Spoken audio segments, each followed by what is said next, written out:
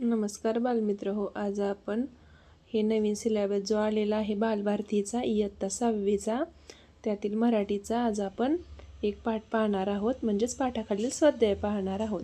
तर पाठ क्रमांक 2 पुस्तक माझा गुरु या पाठाखालील संपूर्ण स्वाध्याय आज आपण उत्तरासहित पाहणार आहोत. जर तुम्ही चॅनलवरती नवीन असाल तर सगळ्यांनी आपल्या चॅनलला सबस्क्राईब करा, व्हिडिओला एक लाईक करा आणि व्हिडिओ शेवटपर्यंत पहा. आणि तुम्हाला अजून कोणत्या विषयाचा स्वाध्याय पाहिजे असेल तर तेही मला कमेंट करून सांगा. आणि चला तर मग व्हिडिओला सुरुवात करूयात. आम्हाला हे समजले. प्रश्न क्रमांक 1 कोणते लिहा. पहिला आहे, मला पुस्तक भेट दे असे म्हणणारे. लेखक म्हणजे संदीप खरे. त्यातील दुसरं आहे, रद्दीतून किलोवर पुस्तके विकत आणून लेखकासमोर ठेवणारी. त्याचं उत्तर आहे लेखकाची आई. तिसरं आहे, पुस्तकातून लेखकाला भेटणारे.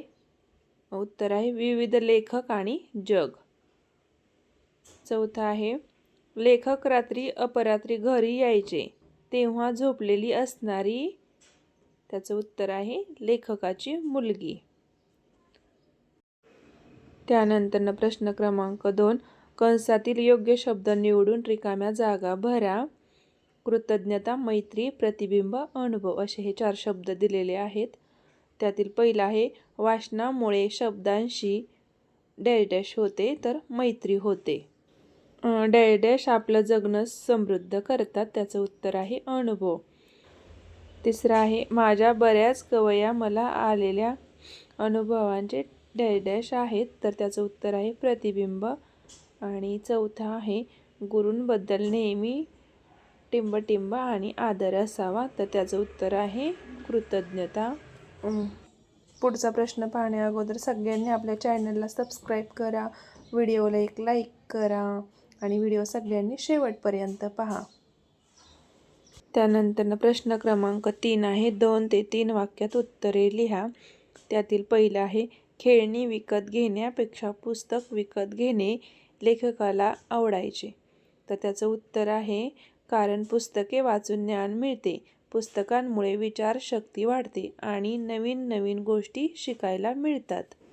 दुसरं आहे, कविता लिखाणाबद्दलचा लेखकाचा बालपणीचा अनुभव तुमच्या शब्दात विशद करा तर उत्तर आहे लेखकाला लहानपणापासूनच वाचनाची आवड होती. 4थीत असताना त्यांनी पहिली कविता लिहिली. पुढे पुस्तकांशी मैत्री झाल्याने ते नियमित कविता लिहू लागले. त्यानंतर तिसरा प्रश्न आहे, माझ्या बऱ्याच कविता या मला आलेल्या अनुभवांचे प्रतिबिंब आहेत असे लेखकाला का म्हणतात तर त्याचं उत्तर आहे लेखकाला आयुष्यात आलेले अनुभव कवितेत व्यक्त करायला आवडत होते, त्यामुळे त्याच्या अनेक कविता यांच्या अनुभवाचे प्रतिबिंब आहेत असे ते म्हणतात. त्यानंतर पुढचा प्रश्न आहे 4था, लेखकाने पुस्तकांना गुरु का मानले याविषयी विचार स्पष्ट करा तर त्याचं उत्तर आहे लेखकाने पुस्तकांना गुरु मानले आहे कारण पुस्तकामुळे ज्ञान, विद्या, प्रेरणा आणि योग्य मार्गदर्शन मिळते तसेच अनुभव मिळतात. मुलांना तुमच्यासाठी एवढे छान छान व्हिडिओ मी घेऊन येते तर तुम्ही आपल्या चॅनलला सपोर्ट करा, व्हिडिओला एक लाईक करा, चॅनलला सबस्क्राईब करा आणि व्हिडिओ सगळ्यांनी शेवटपर्यंत पहा.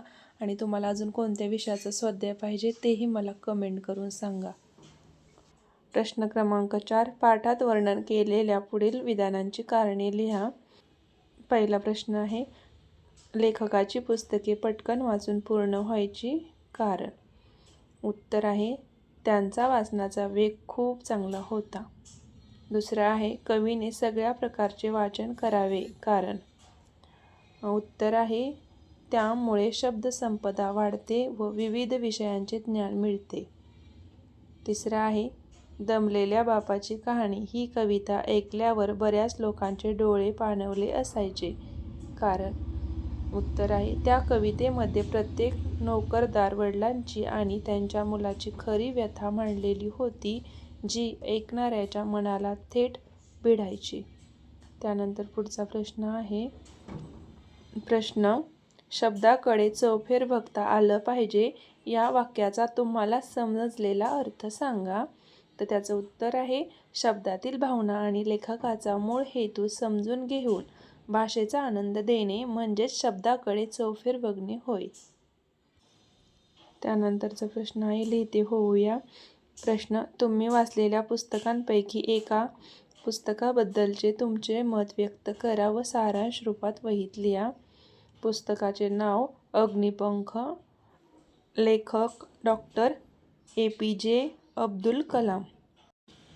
सारांश, अग्निपंख हे डॉक्टर APJ अब्दुल कलाम यांचे आत्मचरित्र आहे.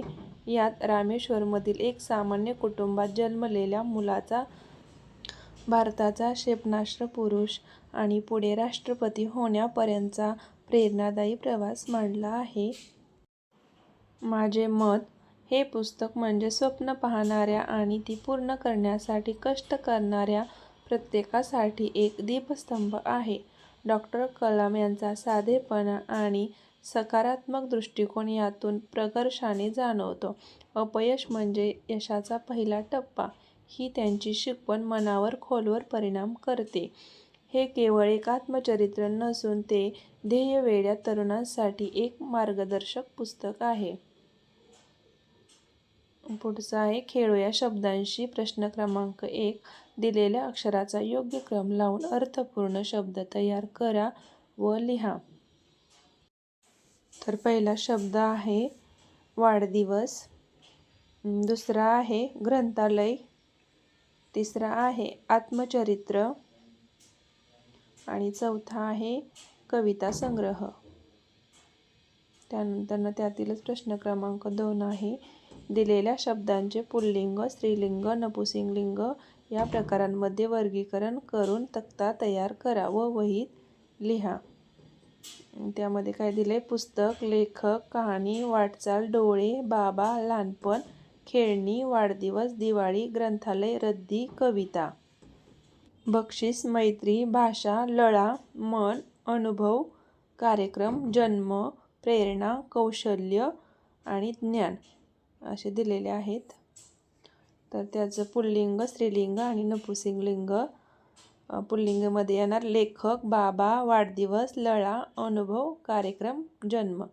आणि स्त्रीलिंगमध्ये येणार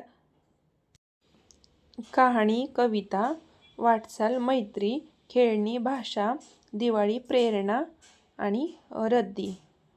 आणि नपुंसकलिंगमध्ये काय काय येणार, पुस्तक, डोळे, लहानपण, ग्रंथालय, बक्षीस, मन, कौशल्य आणि ज्ञान. आपण इयत्ता 6वीच्या वर्गाच्या दुसऱ्या पाठाचा संपूर्ण स्वाध्याय अभ्यासलेला आहे. तर तुम्हाला अजून कोणत्या विषयाचा स्वाध्याय पाहिजे असेल तर कमेंट करून सांगा. व्हिडिओला एक लाईक करा, चॅनलला सबस्क्राईब करा.